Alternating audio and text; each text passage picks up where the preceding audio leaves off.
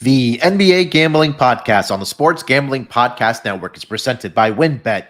WynnBET is now live in Arizona, Colorado, Indiana, Louisiana, Michigan, New Jersey, New York, Tennessee, and Virginia.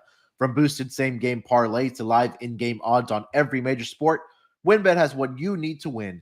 Sign up today and bet $100, win $100 at sportsgamblingpodcast.com/WynnBET. That's sportsgamblingpodcast.com/WYNNBET.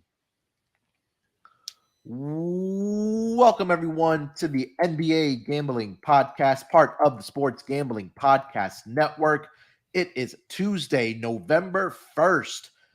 Can't believe the year is almost over, but it is November 1st. Hopefully, we can start this month with some winning NBA bets, and hopefully, we have a profitable month of November. And joining me to break down the short 4-game schedule here in the NBA, maybe talk about some stuff that we saw yesterday.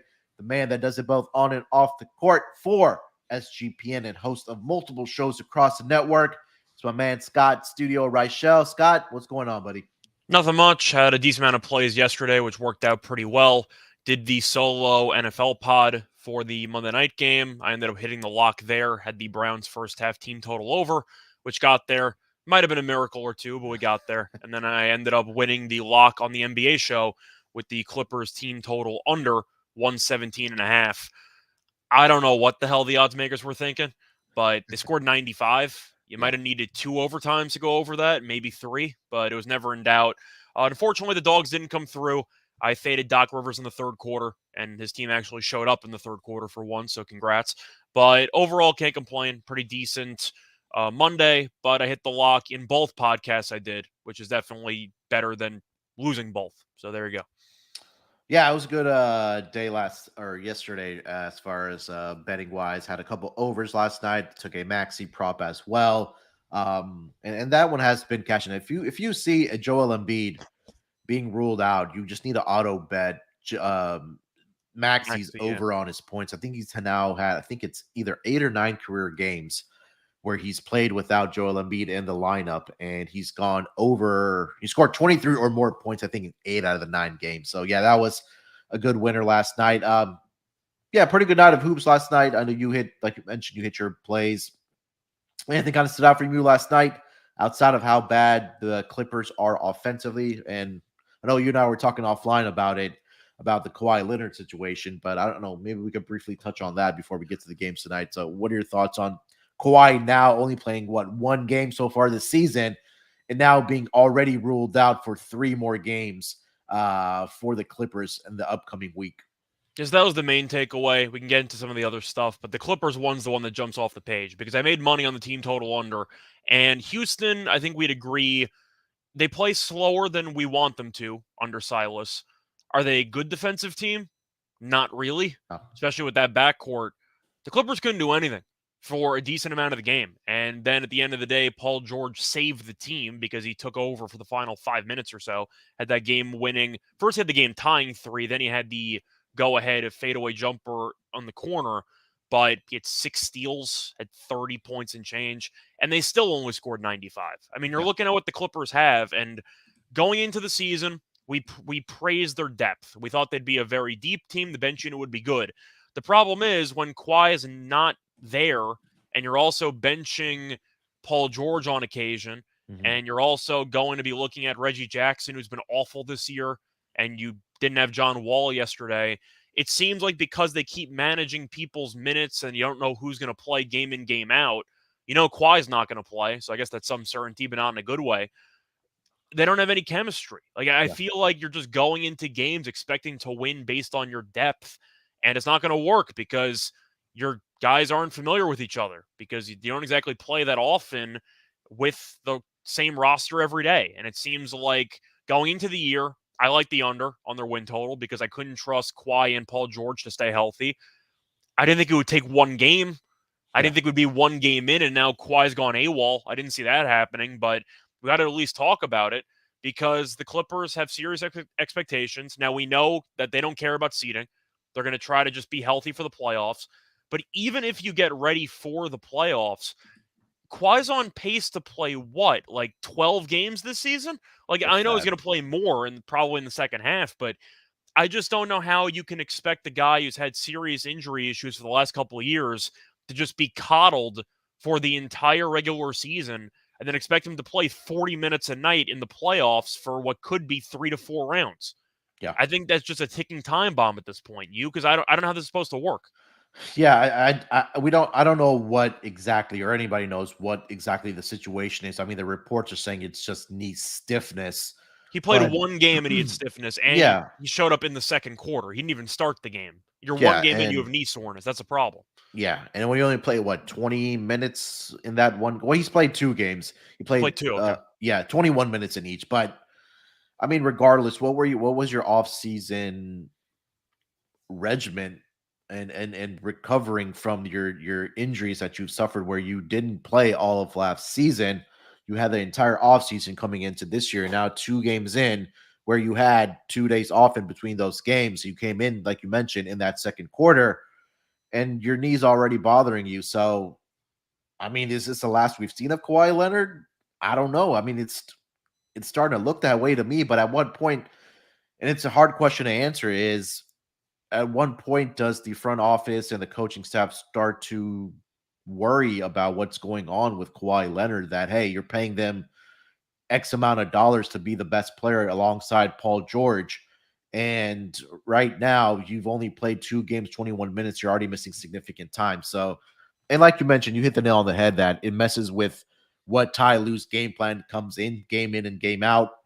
And the rotation players, you don't know how many minutes you're going to play game in, game out. Yeah, and it's also an injury management thing with John Wall as well, because he's coming off of a knee injury as well. Where again, he didn't play a lot of for the Rockets last year, and that was a We didn't mutual play at all for the decision. Rockets last year. Yeah, it was a mutual decision between the two teams, but I don't know, man. And John Wall has looked good. We've seen flashes of old John Wall with the Clippers, but again, he's probably going to be injury, load managed as well. Not to the extent of Kawhi Leonard, but again, you're right that it's going to just mess with the rotations and what Ty Lue wants to do. And also, Norman Powell hasn't looked very good to start the season either. He's For been the bad. Jackson's been Clippers. bad. I mean, you're looking at who's actually been consistent for the Clippers.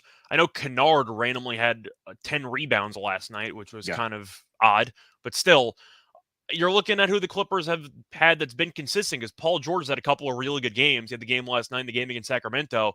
He's also had a couple stinkers in there. Your most consistent player this year has probably been Zubac. yeah, That's not good for a yeah, team that was expected to win 50 plus games. If the yeah. I mean, Clippers really have this many injury issues for the entire season, they're in the same spot as last year and they're a play-in team.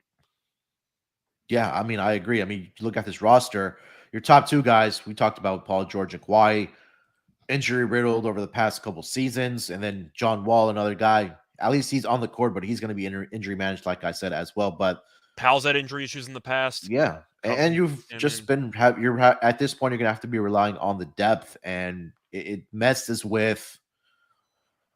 I guess we said with Paul George and even the guys that you don't know, hey, am I going to be playing tonight? Is it going to be 5 minutes? Is it going to be 10 minutes? Is it going to be 30 plus minutes? Like we saw some of the guys play last night for this Clippers team. And now, they have a road trip coming up. They're going to be without Kawhi Leonard.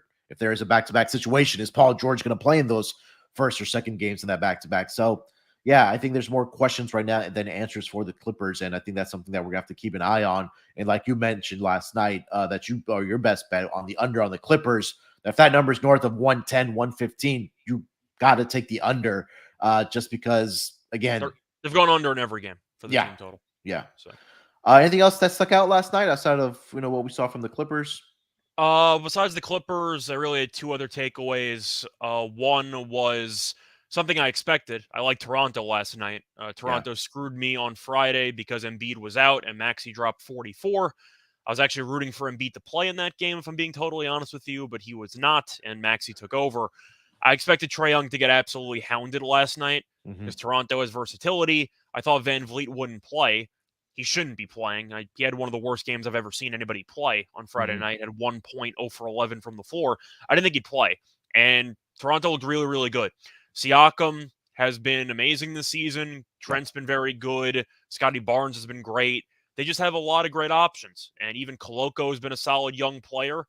I'm still not a big Achua guy, but he can give you some minutes in there. I'm not a big fan, but whatever. They have depth. And Atlanta can't shoot.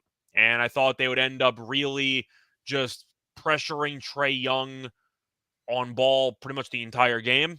They Mhm. did. He had 10 turnovers. So that game kind of was what I expected it to be. Atlanta, I know that they're getting Bogdanovich back, and, he's a good shooter. They're going to have to trade for somebody at Yeah. some point. They don't have enough shooting. But my Yeah. other takeaway, the Nets had a players-only meeting after losing to the Pacers over the weekend. And it worked out early on because they were up double digits after the first quarter. Yeah. And then they blew a 24-point lead to the Indiana Pacers at home, but they won the game. So it could have been worse, but how do you blow a 24-point lead to what should be a bottom feeder team after a players only meeting? Like what are you doing? It's really just been it's Kevin Durant and Kyrie Irving that have been your offensive guys, and after that, it's nobody. I mean, they don't have another consistent scorer off the bench. It's just a lot of guys that can shoot the basketball for them, right? Joe Harris, Royce O'Neal, you brought him in to play defense. He can knock down some 3-point shots for you, but you don't have another guy that's coming off of the bench. Maybe Sumner. I mean, saw flashes of that in the You got first Patty quarter. Mills who can't guard anybody. He got benched. Seth Yeah. Curry's the same kind of guy, very good shooter. He's going to get benched because he can't guard anyone. They don't have any great tweeners for wings. And to be honest, last year I roasted Royce O'Neal pretty frequently. Mhm. I don't think he's that good of a basketball player. And he's arguably your most important role player, which is a serious red flag. But you're looking at the supporting cast, it's really not that good. Yeah. And Simmons didn't even play last night. No. Yeah, and I know they have a game tonight we'll get to here in a minute, but yeah, I put some, I think it was small bets on Brooklyn Nets early, which was the first quarter, where they, barely got over their team total. They did cover the first quarter spread, but after that, really mediocre basketball from this Brooklyn Nets team. It's going to be a concern, Scott. I know you're the Brooklyn Nets fan, that when you have Kevin Durant and Kyrie Irving having to play heavy minutes. Last night, Kevin Durant 39 minutes, Kyrie Irving played 43 minutes. It's against the Pacers. Like, you have to Exactly. use your main two guys to beat one of the worst teams in the league. This Yeah. team has got a lot of problems. They really need to trade for anybody at this point, mostly for rim protection. Mhm. And a guy could potentially be on the team that they just beat. I think Miles Miles Turner Turner. would be a good fit with this team. Yeah. All right. Before we Do get you have any takeaways? oh, You want to no. Yeah, I think that we covered most of it there. We talked about the Nets, yeah, early and often I had them, but yeah, I think they need another playmaker in there, the guy that can create his own shot, because it's KD and it's Kyrie, and after that, it's just a bunch of role players that are either spot up shooters as a knock down 3-point shots for you. I don't know And what they again, do well. I mean, yeah, you look at even the possessions, it's all ISO stuff for Kyrie and KD. They really don't yeah, run sets. They don't have any consistent role players you can rely on game in, game out. You're hoping it's Joe Harris, but he's very 3-point dependent, yeah. along with a lot of these other guys. And defensively, they're atrocious. They're also one of the worst rebounding teams in the league. Like, I, I don't know what they do well besides just praying that Kyrie and KD combine for like 65 points every game. it's a coaching thing, I think, at the end of the day. I mean, you have two dynamic players, your two superstar players, in Durant and Kyrie Irving, but at the end of the day, I just think it's a coaching thing. That Steve Nash is not a great head coach. I mean, that's no secret. That's no Sherlock Holmes. We found that out within the first year when he took over as the head coach of the Brooklyn Nets. So it'll be interesting to see how long he actually lasts here, Scott, because I'm not sure if they continue to keep losing games here. I think that it's going to have to come to a decision for the front office to make, hey, that we got Kyrie and KD back. Steve Nash is not working out as a head coach of this team. Let's give it to maybe Jock Vaughn, who's the assistant coach for this team, and see what he can do. He was good And in the maybe, bubble. sure. Yeah. He was the coach in the bubble, right? Yeah, They I fought. think Yeah, so. he Yeah. wasn't that bad. So, yeah. So I think that it's going to come to that point where you're really underachieving, especially because just look at the talent on paper for this team. It's just you're 2-5 so far in the season, and the Pacers are 3-5 on the season so far. Yeah, not good. Yeah. All right. Before we get over to the games for tonight, let me tell you guys about our presenting sponsor, Win. Ready to win money and boost your odds? WinBet is now live in Arizona, Colorado, Indiana, Louisiana, Michigan, New Jersey, New York, Tennessee, and Virginia. We're bringing the excitement of Win Las Vegas to online sports betting and casino play. Exclusive rewards are right at your fingertips with Win rewards on WinBet. Be on the lookout for WinBet Win Hour each Thursday from 5 to 6 p.m. Eastern Time. During WinBet Win Hour, marquee games of the week will have better odds on WinBet, giving you a larger payout opportunity. Great promos, odds, and payouts are happening right now at WinBet. From boosted same-game parlays to live in-game odds on every major sport, WinBet has what you need to win. Ready to play? Sign up today to receive a special offer. Bet $100, win $100. There's so much to choose from, and all you have to do is head over to sportsgamblingpodcast.com/winbet so they know that we sent you. That's sportsgamblingpodcast.com/WYNNBET to claim your free bet today. Offers subject to change. Terms and conditions at winbet.com. Must be 21 years or older and present in the state where playthrough WinBet is available. If you're somebody you know has a gambling problem, call 1-800-522-4700. And the Sports Gambling Podcast is giving you a chance to win your choice of either an autographed Lawrence Taylor or autographed Brian Dawkins jersey. Contest is completely free to enter. All you got to do is subscribe to youtube.com/sportsgamblingpodcast. Comment on a video. Each new video is a new chance to win, and turn your notifications on so you don't miss when SGP is contacting you when they pull the winner.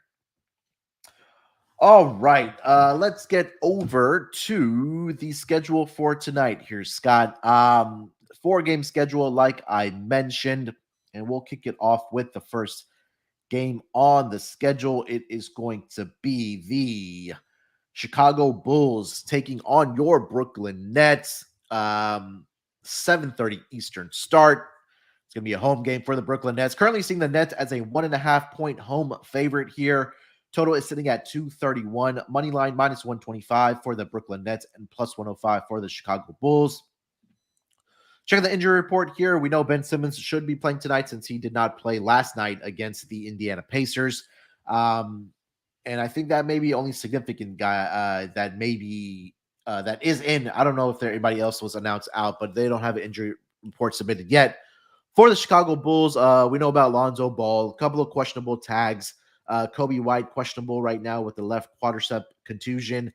Last note I did see is that Zach LaVine will play tonight against the Brooklyn Nets, but he will be out tomorrow on Wednesday. Andre Drummond has been ruled out for this game. He has a left shoulder sprain. And Ayo Dosunmu is also dealing with an injury as well. And we already know about Lonzo Ball for the Chicago Bulls here. So, Scott, we see the Brooklyn Nets coming off of a victory against the Indiana Pacers, a home-and-home back-to-back here. They'll welcome in the Chicago Bulls as a 1.5-point home favorite here. What are you thinking about this game? So for this one, I'm going to lean to the Bulls. The Nets beat the Pacers. Congrats, you avenged your loss. But I do think it's a very good scheduling spot for the Bulls. I know the Nets don't have to travel, but they did play last night, and the game was competitive. And you mentioned how Kyrie and KD had to each play about 40 minutes and change. Meanwhile, the Bulls, the Sun was questionable, and he's a very good player, at least for I think he's a very underrated player with that starting lineup. So I do think if he's absent, that's going to be definitely, I'd say, less than ideal for Chicago. But Levine's back. You have DeRozan, who we know is really just going to torch this defense, or he should. And I think Vucevic is going to have a huge game because the Nets can't rebound, and Vucevic is also versatile enough where he can actually guard. He can actually shoot the three ball a little bit. And I think Claxton's just going to be outmatched here. I'm not sure how Simmons is going to look. We'll see. But I think I like Chicago here. It seems like it's a good scheduling spot. Once again, the Nets blew a 24-point lead to Indiana and barely hung on to win the game.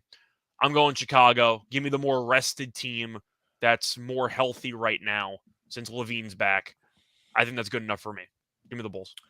Yeah, I like the Bulls here as well. I was just confirming to see if Zach LaVine was actually announced in. He was. It was announced. Yeah. I saw it on Twitter maybe like 20 minutes ago. Yeah. So we have LaVine. We have DeMar DeRozan here tonight. You mentioned Vucevic. I think he should have a big night as well for the Chicago Bulls here tonight. I think that just overall, this team right now, the Chicago Bulls are better than the Brooklyn Nets. So, yeah, I think that you're right. Vucevic should have a big night inside as well, whether that's scoring the basketball or just pure out rebounding or scoring for the ball as well for the Chicago Bulls. So I think he should have a big game. DeMar DeRozan looks like, mid-season DeMar DeRozan from last season. He's averaging currently 26 points per game for them. I think that it's going to be a tough task for whoever is guarding him, and you still have LaVine in this matchup as well. Again, you're right. I think the scheduling spot is just favored Chicago Bulls right now, at least on this first game of a back-to-back for them, where the Nets are playing a second game of a back-to-back, like we discussed earlier. So I'll take the Bulls here plus 1.5 as well with you. Any player props you are looking at here in this game, Scott?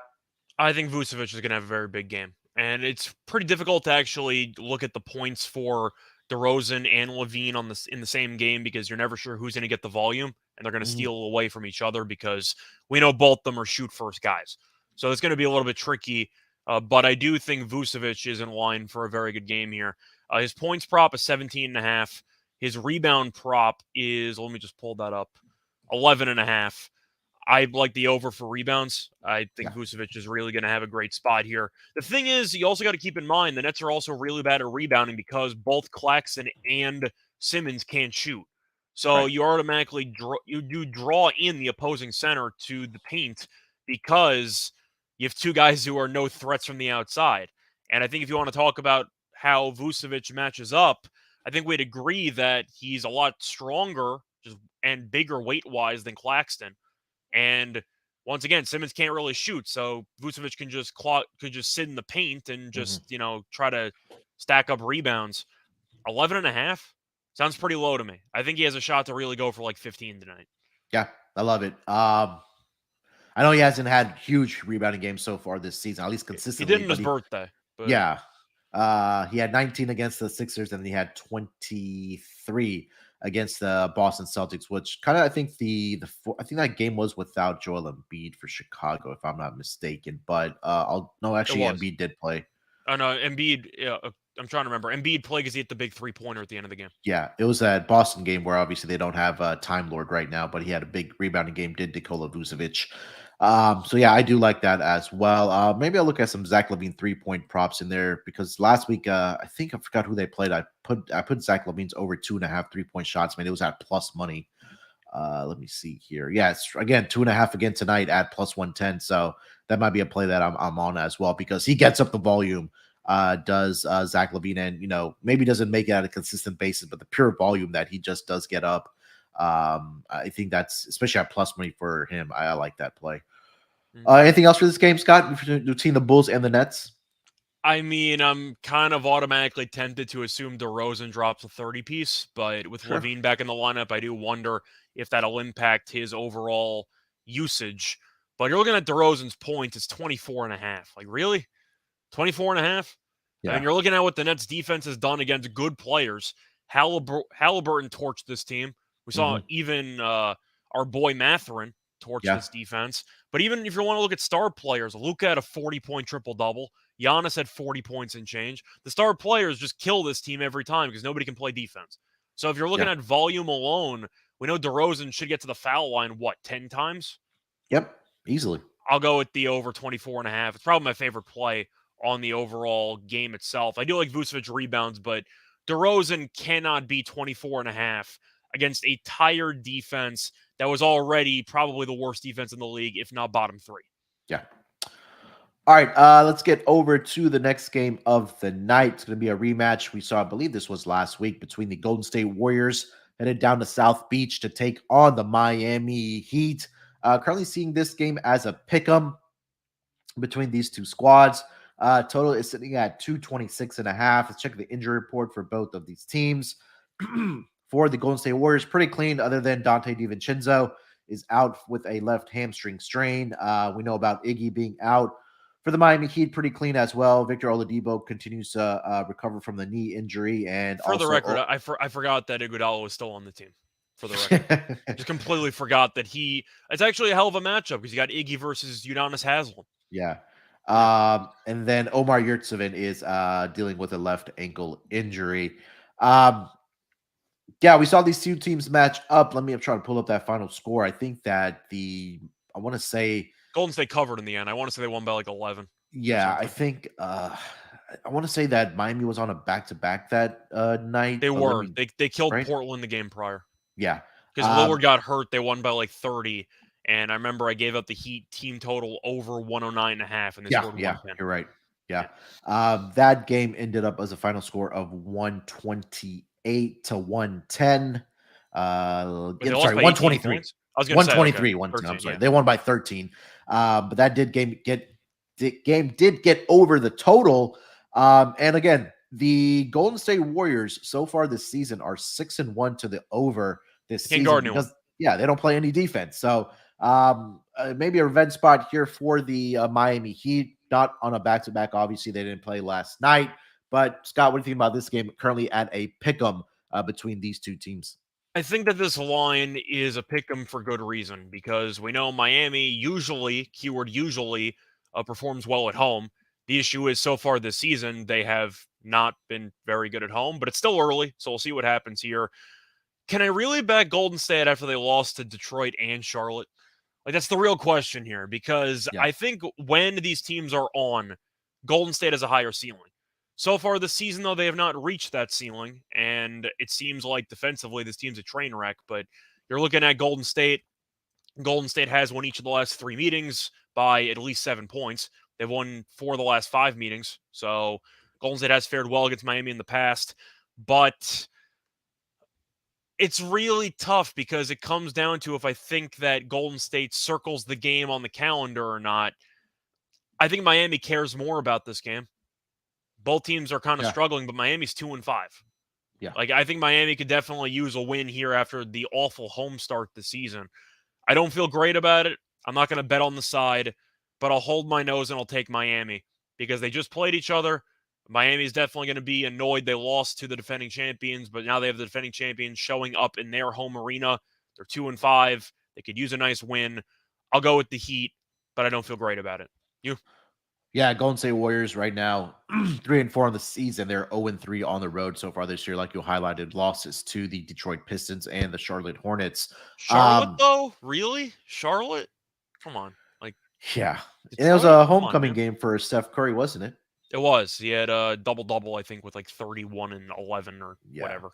But Yeah, I think I got to go with Miami here as well. I like backing these teams, especially recently when they've lost to a team. I know it was a difficult situation, like we said, or not difficult, but it was a back-to-back situation for the Miami Heat in that game. And now, when's the last time that they play on Sunday? Are they well rested? Let me double check here. So Miami's last game was on Saturday. So they've had 3 days off here in between games, and Golden State Warriors, like we mentioned, are on this road trip here. So I think this is a good spot here for the Miami Heat as well. They've lost 3 out of the last 4 games, including 2 straight, which included the Golden State Warriors in that span. So I'm going to go with the Miami Heat here tonight as well against the Golden State Warriors team. Scott, are you going to be riding the team total again for Miami? I thought about it, but the number went up since last game, so I'm not exactly sure if I want it anymore. I was looking at some player props. I was tempted by Adebayo. I saw Adebayo was at like 18.5, and the over was even money. He's killed Golden State for the last couple of years. I know he had 26 points in the last meeting? Let me double check here because I think I had the double in this game and he fell a little bit short. The rebounds weren't there, but I know 26 and 8. Yeah, he's 26 and 8, and you go to the past couple meetings, he's gone over this number, and I believe 3 of 4, I think. But he's embraced a bigger role offensively, and I'm looking at who Golden State has that can guard him. He's too quick for Looney to guard him, and he's too big for like Draymond to guard him. Mhm. I just think that Bam has a good matchup against Golden State because he's owned this team in the past. So I don't mind Adebayo over 18.5 at around even money. I thought about maybe taking a play on Wiggins rebounds or Draymond rebounds. I saw Wiggins at 5.5. He had 10 against this team in the last meeting. And we know Wiggins is a very good rebounder, especially in the offensive glass. I saw Draymond at around 6.5. He had 7 in the last game. He's had 7 in each of the last 4 meetings, and he's had 7 in each of the last 4 games this season.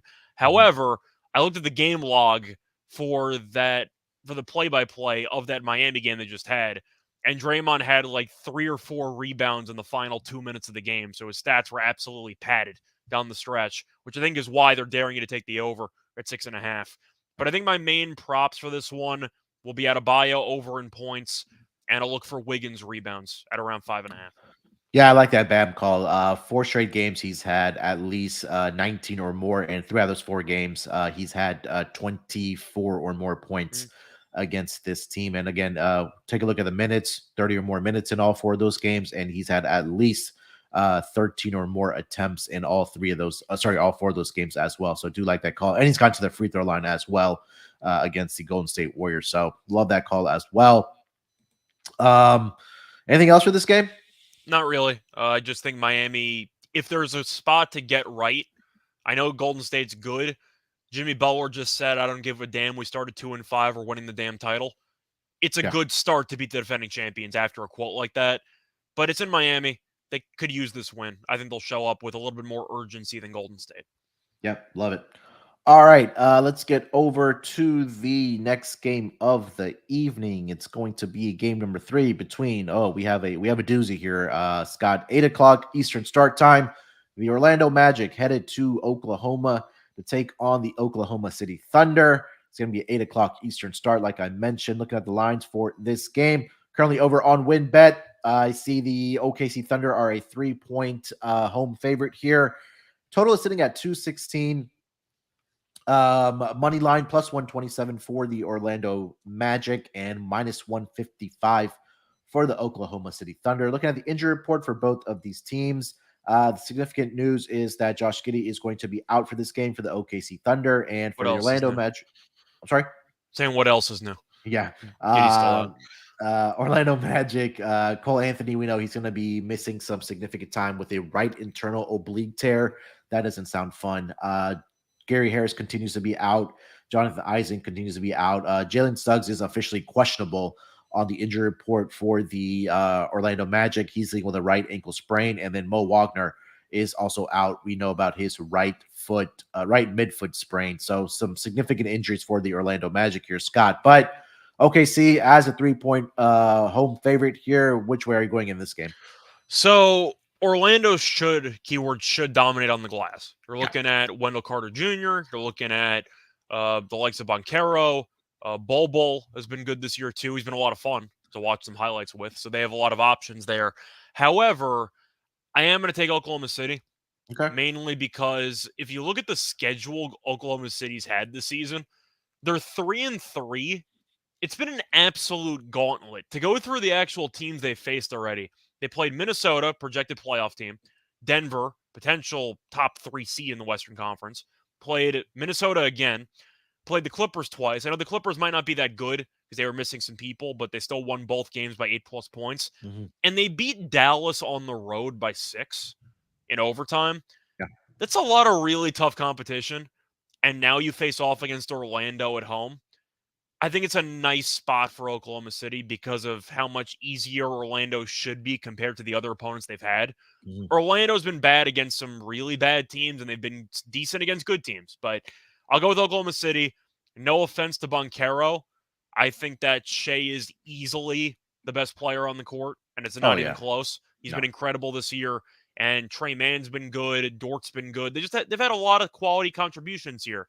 But since Oklahoma City has had such a difficult schedule up to this point, and now they have Orlando at home, I think it's a spot where the surging 3-game winning streak Oklahoma City Thunder could extend it to 4. Give me Oklahoma City. I'll be curious to know when's the last time the Oklahoma City Thunder actually won 3 games in a row. I think that's a good quiz question there. But yeah, I mean, you're right. You kind of take a look at the competition that the Oklahoma City Thunder have played over their past couple games here for this win streak. Sure, Clippers. I mean, it's still there was The projected entire to be season. I mean, their schedule's been brutal. And the Yeah. Clippers were the easiest opponents, and they won both times. Yeah, and again, they put up points in those last 3 games as well. I mean, against the Clippers, 108, 118, and then against Dallas, I think that you said they went to overtime, correct? Or did it not? Yeah, it did. Yeah. 117 that they put up. So they have guys that can put the ball in the basket. And it's really been Shea, who just because he's playing with OKC doesn't get the spotlight some of these other players are getting, but he's averaging quietly 31 points per game because he really is the only option at this point on the offensive side of the basketball, with Giddey being out and not really any other playmakers on this team. So again, I think that he continues his domination and how well he's been playing this season for the OKC Thunder. It's just a concern for me with the Orlando Magic injury report. It's just too many guys that are not in the are hurt or not playing tonight and maybe for the next several weeks, because I was high on Orlando coming in, but those injuries are really starting to pile up for them. But yeah, I love Shea here tonight. They haven't released his player props, points props yet. I mean, I'm seeing Pancaro at 22.5 here, Scott, for this game. That's how we kind of get into the player props here. But anything else kind of sticks out to you For the record, I do like OKC as well. I think I'd probably look at something involving Wendell Carter's rebounds. I Okay. just think Oklahoma City, even though I picked them to win the game, they're still not a good rebounding team. So I Sure. do think you'll end up seeing a lot of opportunities. Banchero, maybe, but it's tricky with the points because he has been really unselfish for a guy who is taking a decent amount of shots, which sounds like a paradox, but it seems like a lot of his shots are in the flow of the offense. It seems like he really doesn't force the issue that much. Now, of course, if he gets the ball in his hands with 2 seconds on the shot clock, he's going to chuck it. Sure. But it seems like he's actually willing to read defenses, make the correct reads. And he did that against Charlotte. He had what, 7 assists in that game, I think? Let me see. I have his game log up I here know he had like against 12 Charlotte. or 13 rebounds, but I think he had like 7 assists there. 21, 12, and 7. So I'm just saying, I do think that Banchero isn't a slam dunk over. It was when it was like 17 and a half or 18 and a half. Yeah. But at 22 and a half now, it's a good matchup. So I think I'd lean over, but it's not an auto play like it was for the first week of the season. Yeah. But Banchero's looked really, really good. And I think he'll probably put up a decent amount of numbers, maybe points, rebounds, and assists for him. I can see him having a big overall stat game. Yeah, let me see if that number has been released yet by the books. Banchero, 34.5 points, rebounds, and assists. I mean, if I'm putting him in for, let's just say, 23 points, okay. I mean, it's cutting it close. I'd probably still lean to the over, but yeah, it's going to be close. All right. Any thoughts on the total here? I like the Shea over for points, if that counts as a total. But for the actual game total, not really. Orlando had a great offensive game against Charlotte because Charlotte just no-showed the entire game. Offensively, they have not been great. Oklahoma City has been good offensively, but I don't think they played a particularly fast pace, right? They're somewhere in the middle. I don't think so. Let me see if I can pull that up here real quick. I know I had the team information. Here we go. Pace. You're asking about OKC? Both teams. I know Orlando's OKC, one of the slower teams. But yeah, OKC's number 10 and Orlando number 25. Okay, so I thought OKC would be around 15, close enough. I think Orlando's going to try to slow the pace down because that's what they do. Yeah. So I'll lean under, but I don't feel great about it. But there's so many injuries that we talked about. Orlando doesn't have a real backcourt right now. I kind of have to lean to the under. Yeah. All right, let's get over to the last game of the night. It's going to be the second game of the doubleheader on TNT. It's going to be the Minnesota Timberwolves headed to Arizona to take on the Phoenix Suns. Currently over on WinBet, I am seeing the line of -4 for the Phoenix Suns as a home favorite here. Total is sitting at 228 in this game. Money line +140 for the Minnesota Timberwolves and -170 for the Phoenix Suns. Looking at the injury report for both of the squads, let's start with the road team here, the Minnesota Timberwolves. Kyle Anderson, questionable with back spasms. Jordan McLaughlin is questionable with the right heel soreness, and that is pretty much it for the Minnesota Timberwolves. For the Phoenix Suns, DeAndre Ayton is going to be out for this game. He is dealing with a left ankle sprain. Torrey Craig, questionable with a left heel soreness. And we already know about Jay Crowder, who is no longer with this team. So the big one is obviously DeAndre Ayton here for the Phoenix Suns here, Scott. But Phoenix Suns -4 points hosting the Minnesota Timberwolves here. What are you thinking about this game? I know it was 5, and the line dropped a little bit down to 4. I think it makes sense based on the injuries. The question is, do I trust Minnesota enough? Because unlike Oklahoma City, they've had a relatively easy schedule up to this point, and they've not been very good. They're 4-3. But to go through who they played San Antonio, which I don't know if that's good or bad, but they've played the Spurs 3 times. At least compared to preseason expectations, I'd say that they haven't really played anybody worth a damn. They played the Lakers. The Lakers aren't very good. So 3 of their last 4 games were against the Spurs. So just hear me out here. Recent schedules working backwards. Spurs, Lakers, Spurs, Thunder, Jazz, Thunder. Really? Like, does that jump off the page to you? And you're 4-3 in that span. You're 4-3. So I don't think you're very good. And yes, I know Oklahoma City's been better and San Antonio has been better. I get it. Once again, Minnesota was proclaimed because of the trade pieces they gave up to be a borderline super team. And when you're 4-3 and you have about 7 games against the Spurs and the Thunder combined up to this point, or 6, whatever, you played them a bunch. Yeah. I'm going to go with the Suns here. They're a very good home team.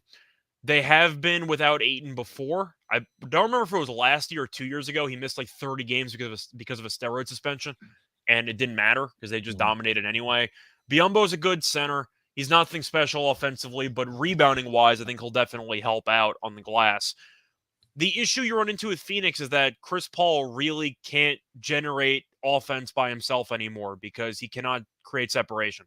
And if you look at how the Suns have played, he's really just been a complete afterthought offensively because he lets Booker basically run the entire offense right now. And Paul's points per game, I believe he's had less than 11 points in every game except one up to this point. He's Mhm. been a complete non-factor offensively. His points prop in this game was 13 and a half. I like the under. He just has not even looked for his own shot recently. But I'll go with Phoenix because Minnesota, once again, has not played anybody worth a damn on paper, and they're 4-3. Give me Phoenix at home. I think they'll rise to the occasion. And Minnesota's still a young team, but they're working out the chemistry stuff. And even though Phoenix is without Ayton, they have lived without Ayton before, Mhm. and they actually thrived without Ayton going into last year's numbers. Give me the Suns in a competitive game, but I think they make enough plays in the fourth quarter to cover. Give me the Suns to win by 7 or 8, give or take. Yeah. Yeah, going back to the Chris Paul note, he's only scored more than 10 points once, which was against Yeah, the Golden State Warriors.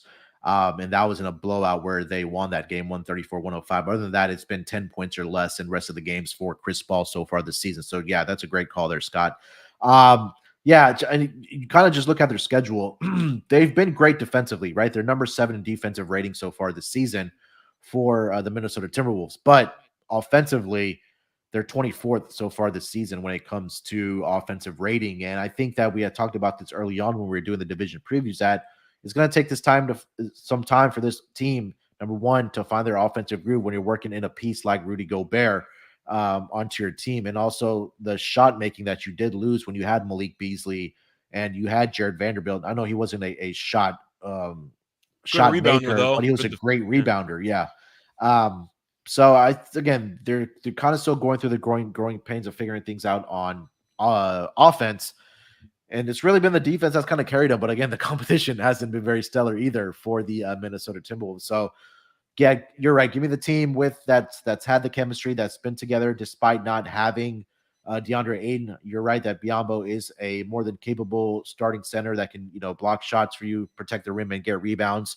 And he's going to be I don't want to say he'll be a tough matchup for Rudy Gobert. That you'll get the effort from Bismack Mhm. Biyombo in this game. So um, I'm there with you. Give me the Phoenix Suns in this game as well. I think they probably had a wake up call in that game when they had to come from behind Dallas in that I think it was like the first or second game of the season. But they've been It was the rolling first ever game. They're since down then. like 24 in the first half. They've been great Yeah, ever since.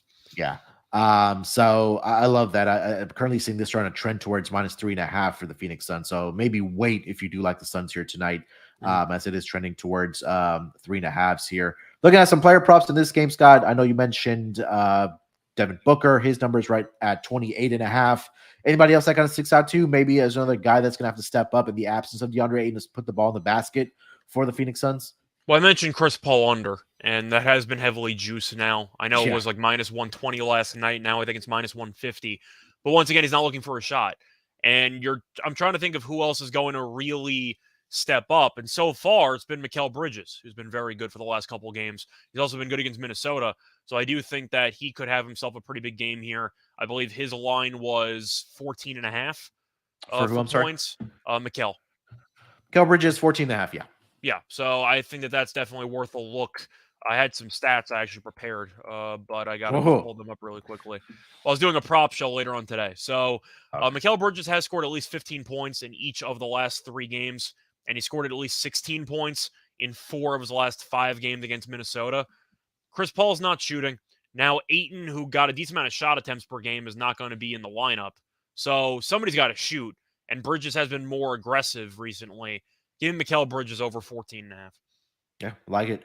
Um, I gotta say with Devin Booker, man, I just don't think that either Anthony Edwards or D'Lo is going to be able to stay with Devin Yeah. Booker. And I think he's the got a guy shot to go comes, for 40 tonight, to be honest. yeah, and he always comes out firing in that within that first quarter. He's in double digits, like it's Mhm. automatic for Devin Booker within that first quarter because he pretty much is the offense. Again, he's playing the minutes. He's averaging 36 per game. He's getting up about 20 shots per game as well.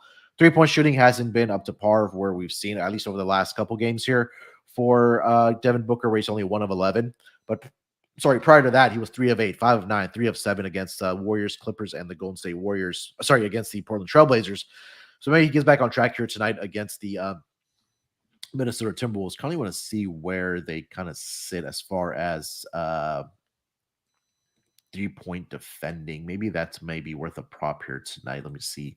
Minnesota Timberwolves opponent 3. Yeah, they're kind of middle of the pack as far as percentage, but as far as makes, they are number 25. They're giving up close to 14 per game. So maybe some Bridges 3-point shot props in there. Maybe Devin Booker you want to throw in the drawer. Cam Johnson might be a worth a look here tonight as well for the Phoenix Suns. Anything else, Scott, for this game before we get into our lock and dog? I really like the under in this game. Okay. I just think that Phoenix, based on pace alone, we know with Chris Paul and company, they want to play slower. You're looking at the numbers. Phoenix ranks 24th in pace. Minnesota does rank 4th, but I think Phoenix should try to do whatever it can to actually dictate the pace. And Minnesota's been playing a bit slower lately. They had a game against San Antonio, and that game ended up landing at 205. They had a game against the Lakers. They don't guard anybody, and that game landed 213. But I think that this total's too high because I think Phoenix is going to try to keep the game in the half court, run their basic stuff, and Biyombo also doesn't have much offensive talent, which definitely eliminates an actual option because Ayton could walk into 20 and 10 in a given game. I like the under. There has been some under money. It ended up dropping from around 230 to 227.5. I still like it a lot. I'm going to go with the under. Okay, yeah. I mean, look, they're playing with a lot of pace. They're 4th in the league, but like I mentioned, their offensive ratings at 24th. So you can play as fast as you want, but if you're not putting the ball inside the basket, that's just going to lead to more unders for the Minnesota Timberwolves games. And yeah, you kind of take a look at some of their games. I think they've only had 2 games so far this season that have scored or gone more than 225 points. That was against Utah in their second game of the season, and then the other game was against the Spurs, 134-122. So like you mentioned, 2 out of the 3 games that they played the Spurs, only one produced more than 225, or even if you go 227, which is a number tonight between, for at least for the games for the Minnesota Timberwolves. All right, Scott, let's get into our lock and dog for the schedule here tonight in the NBA. Only 4 games to pick from, but hopefully we can put out some winners for you guys. Scott, why don't you lead us off, my man? Lock and dog for tonight. All right, so for my lock, I had a couple of props I could choose from. I could make a joke and go Ben Simmons under 8.5 because he's just guaranteed to score like 5 points every game. But I'm going to go with DeRozan over 24.5. I just think that number's too low. He's against one of the worst defenses in the league. Not only are the Nets bad at actually guarding teams, they also foul a ton, and DeRozan might live at the foul line. LaVine's going to play, but I wonder if he's on a minute restriction because it's kind of been a bit of an issue with it's his knee, I think, right? It's his knee, yeah. Which is definitely concerning because he's had knee issues in the past. So I do think that you could end up seeing him play 30 minutes. DeRozan might play 35, so I think he'll get a decent amount of workload there.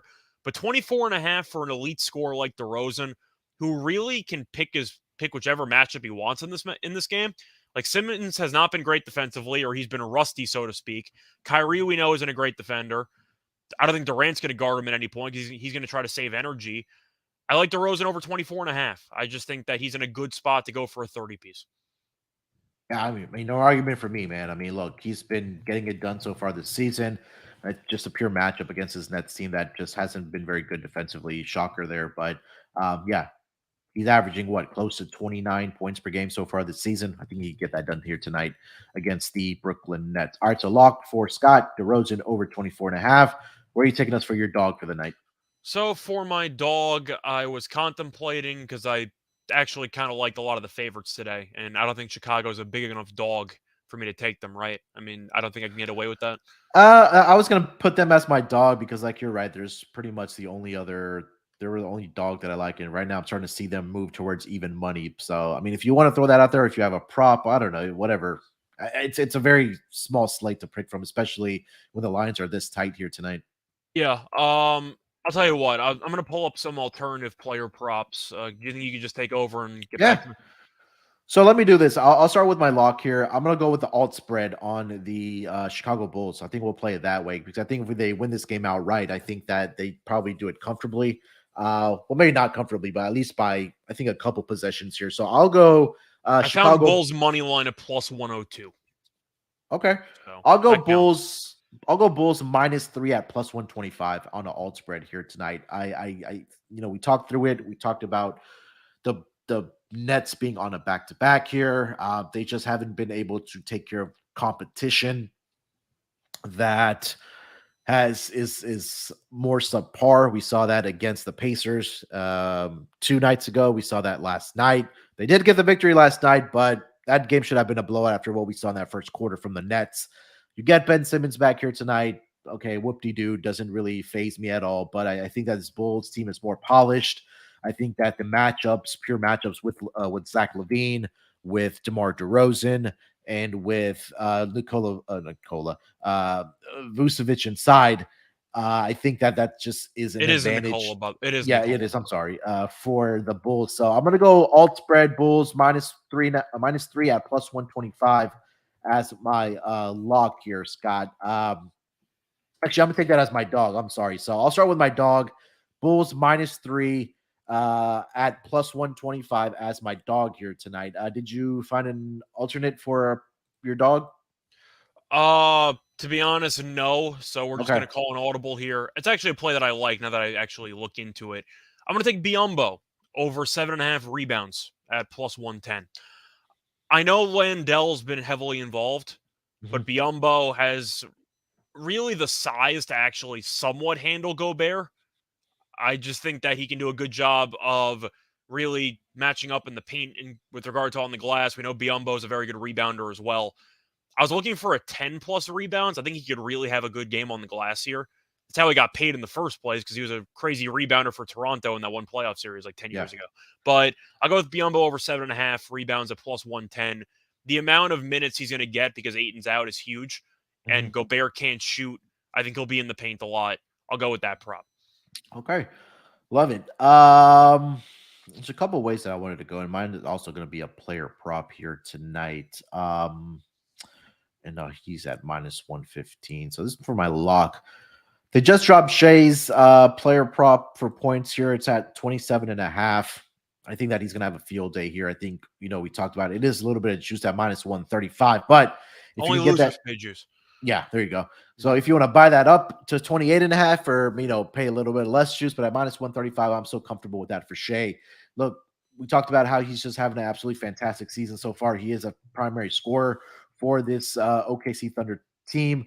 Not having Chuck Holmgren this season, not having Josh Giddey at least for this game and maybe for the next couple games as he deals with the ankle injury. But on the season, he's averaging 31 points per game. He's gone over this number in 4 out of the 5 games that he has played in. And I think that there's serious issues right now in the backcourt, at least for the Orlando Magic, with the injuries that they are dealing with Jalen Suggs, who has an ankle injury. We know Cole Anthony's going to be out. So I just don't think that there's enough defensively for them to stay in front of and prevent what Shea can do on the floor. He's playing 36.6 minutes per game. He's getting up 24 shot attempts per game, and he's made double-digit field goals in all of those games. And he's getting to the free throw line as well, where he is so far this season a perfect 100% from the free throw line. So all those boxes are checked for me for Shea here. So my log, I'm going to go SGA over 27.5 points here tonight against the Orlando Magic here, Scott. I'll probably end up doing some type of player performance boost. I'll take like Shea 25 plus and Thunder win, or 30 plus and Thunder win. If they're going to win, Shea's going to play well. And that's why I think that the Thunder are going to win. Love it. All right, that's going to do it for this edition of the NBA Gambling Podcast. Scott, anything else you want to get off your chest before we get out of here, my man? I know only a 4-game schedule, but hey, we still go through every game. Yeah, so just to recap my lock and dog, because I was kind of all over the place. I'm going with DeRozan over 24.5 points at around -125 as my lock, and I'll take Biombo over 7.5 rebounds at plus 110, hoping for some extra volume because, of course, Ayton is out. But besides the NBA, you can also find me on the NFL Gambling Podcast. I know Terrell and I are about to record an episode there. Probably should get posted sometime tonight. Besides that, probably have a tennis podcast coming up sometime tonight as well, so stay tuned for that. And besides that, NBA season's upon us in full swing. So far, so good. And let's keep it rolling. Yeah, now we have enough data where I think every team has played at least 5 games now, so we can really make some determinations on teams as well. So I know early on in the season, it's a little difficult when we don't have enough data and things to go off of. But I think we're starting to slowly accumulate that with now teams playing at least 5 games for their respective schedules. So Where is yeah, he at? Where is he at now? Take that for who? data. Where's Fizdale at? Yeah, where? You just Isn't he brought it on? up. You said the keyword data that immediately leads me to Yeah, Fizdale. yeah. Um, Yeah, so we'll be back tomorrow for the Wednesday schedule. A big schedule tomorrow, a lot more for us to pick from. Make sure to check out our picks over on Tally's site. All you got to do is go to sportsgamblingpodcast.com. Just go to NBA, hit that NBA tab. Outside of myself, Terrell, we have other guys that are picking games as well for the NBA. So check out the picks there. But again, like I said, we'll be back tomorrow for the NBA Gambling Podcast. Till then, good luck with your picks here tonight. Let's break these books off and let it ride.